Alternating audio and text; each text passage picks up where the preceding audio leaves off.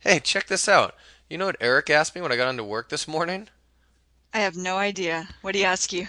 He asked me if I felt the earthquake last night. Earthquake? You gotta be kidding. I didn't feel an earthquake. I know, that's what I said. He told me it actually woke him up last night. You know, What? yeah, it was like it happened at like 4:42 in the morning, so we must have been sleeping. But I mean, it's possible that, even if we had been awake, we might not have felt it because, maybe it wasn't felt, this far north. But I mean, I thought he was pulling my leg when he first talked about it. Well, I guess that's not so far-fetched considering we live on a major fault line here. Yeah, but actually, I think this earthquake was on a different fault line, because Eric lives uh, just south of San Jose, Yeah. and the earthquake he said was due east of San Jose, so he was obviously a lot closer to the epicenter than we were. So I'm not even sure it was felt here. Yeah, that makes sense. Well, I've experienced quite a few earthquakes in the past several years, but I've been living here now a little over 2 years. I think I've only experienced one here. It was really strange too. I should say each earthquake has been a completely different experience. But the one I felt here, I was standing outside a restaurant talking to AJ and another friend, and all of a sudden it just felt like this shift. It's really hard to explain, but it made me think of like a cartoon, like how in the cartoon like buildings might just shift to the right and then shift right back. Yeah, without falling. Yeah, without falling. And I had no idea what was going on for a few minutes afterwards, and then I realized, oh, that must have been an earthquake. Yeah, you know what I usually notice? The times that I've been at home here Yeah. and there's been an earthquake, it's almost as if there's this really big train or like a gigantic Mack truck going by, and suddenly I start to hear the heater shaking, and it's like the noise is like is loud for like a second, and then it's gone. So That's it's really so, weird. It's almost like the first couple of times I felt it, I wasn't even aware it was an earthquake while it was happening. well, that's so funny you say that because one that I experienced in Bangkok, it actually was after the tsunami.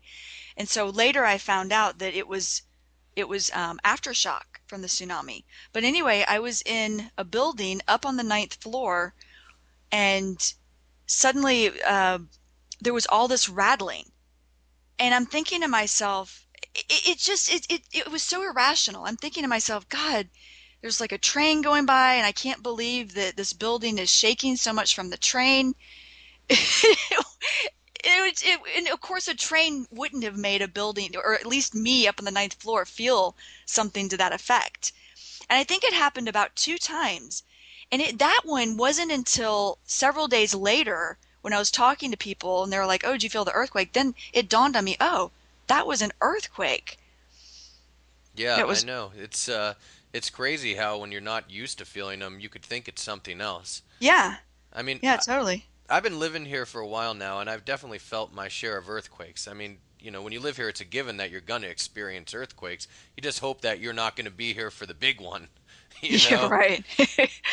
When I first moved here, it was about 5 years after the Loma Prieta earthquake, which was a very big earthquake here.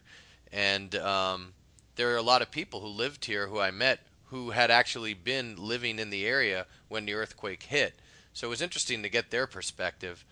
And Oh, it also like made me remember where I was when I heard about the Loma Prieta earthquake. I was watching the World Series on TV, and it was taking place in San Francisco. So as I'm watching it, suddenly the announcer starts saying, "Wow, I think we're feeling an earthquake here," and the cameras started shaking, and all of a sudden the TV coverage cut out.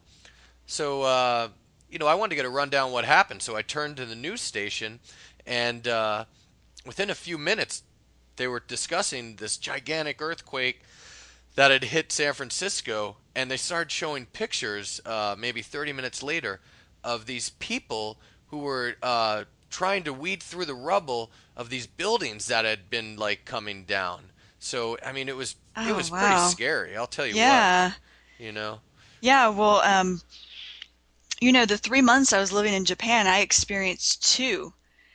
Both of those were very different from the one I'd experienced here, and also very different from the one in Bangkok. But one of them, I was actually up in my apartment, which was on the fifth floor of a building, and I was woken up at about 5 o'clock in the morning to the building swaying. And because earthquakes are like a dime a dozen in Japan, they've built a lot of their buildings to absorb the shock. So that's why it was swaying. It was a very surreal feel.